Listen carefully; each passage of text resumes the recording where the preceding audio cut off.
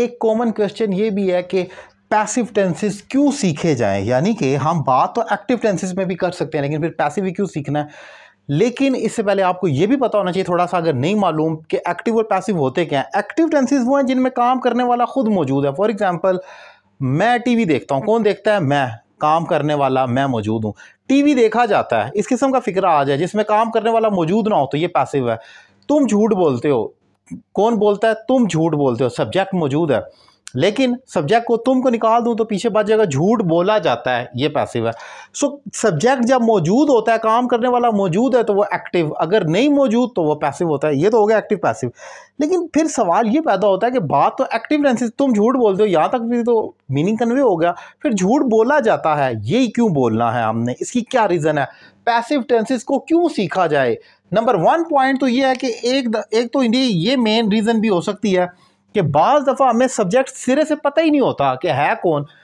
हम वहाँ पर नहीं कह सकते। जैसे कि कहा जाता है कि अगर एक हमारे क्लास में टीचर थे तो वो कहते थे कि मेरी बात गौर से नहीं सुनी जा रही है, जब स्टूडेंट्स गौर से नहीं सुनते थे। अब वो नाम नहीं लेना चाह रहे होते थे, वो नहीं जानते ही नहीं थे कि कौन नहीं सुन रहा, लेकिन शोर हो रहा है। तो बाज़ दफ़ा हम सब्जेक्ट मेंशन नहीं करना चाहते कि तुम मेरी बात गौर से नहीं सुन रहे हो, अली, हसन, अहमद मेरी बात गौर से नहीं सुन रहे। उसके बजाय वो ये कहना चाहेंगे कि मेरी बात नहीं सुनी जा रही है, यानी कि आप सब्जेक्ट को मेंशन ही नहीं करना चाहते। सब्जेक्ट इज़ अननोन, आपको मालूम ही नहीं होता। एक तो ये केस है कि वहाँ पर आपको फिर मजबूरन पैसिव भी लगाना होता है, क्योंकि आप जानते ही नहीं कि कौन नहीं सुन रहा। तो आप एक घुमा कर एक बात करते हैं कि मेरी बात नहीं सुनी जा रही, सुनने वाले का नहीं मालूम। फिर दूसरा पॉइंट भी ये है कि don't want to mention the subject, यानी कि वही बात जो मैंने पहले कही कि हम मेंशन करना चाहते ही नहीं, हम खुद नहीं जानते हैं लेकिन हम नहीं मेंशन करना चाहते।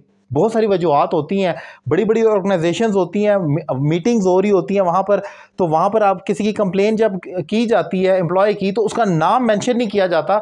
बस ये कहा जाता है कि the work is not being done, काम नहीं किया जा रहा है, या कोई भी पॉइंट आउट किया जाता है, सब्जेक्ट को मेंशन नहीं किया जाता। तो कई ऐसी जगह होती हैं जहाँ पर मेंशन नहीं किया जाता जानबूझकर।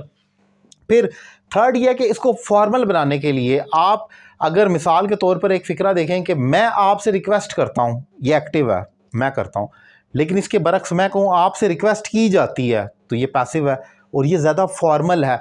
तो हम जब बिज़नेस राइटिंग करते हैं, जैसा कि मैंने यहाँ पर लिखा है, जब बिज़नेस राइटिंग होगी, ड्राफ्टिंग होगी, ईमेल होगी, इंटरेक्शंस आप करते हैं, आप कॉलम जब लिखे जाते हैं, ऐसे प्रेसी, वहाँ पर सिर्फ और सिर्फ पैसिव टेंसेस, क्योंकि ये फॉर्मल है। जैसे मैंने मिसाल दी, मैं आपसे रिक्वेस्ट करता हूँ, ये तो हो गया एक्टिव अगर कहना है। लेकिन अगर ये कहना चाहें आपसे रिक्वेस्ट की जाती है, फॉर्मल करना है, अपनी बात को मोदबाना करना है, सोफिस्टिकेटेड करना है, तो फिर पैसिव टेंसेस को ही इस्तेमाल करना होगा। सो ये मेन यूजेज है कि हमने सीखना क्यों है, ज़रूरत क्या है, तकलीफ़ क्या है पैसिव टेंसेस को सीखने की। इस पॉइंट को मैंने डिफ़ाइन किया। एक इम्पॉर्टेंट लेक्चर है, क्योंकि जब तक इंसान जानता नहीं है किसी चीज़ की अफादियत क्या है, उसकी ज़रूरत क्या है, तो उस पर एफर्ट नहीं करता। तो आज मैंने ये डिफ़ाइन किया कि हमने पैसिव को सीखना क्यों होता है।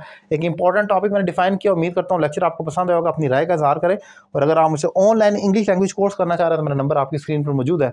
एक रीज़नेबल फ़ी पे करके मुझे ज्वाइन करें और घर बैठे अपनी इंग्लिश में एक ज़बरदस्त इंप्रूवमेंट लाएँ। Thank you very much.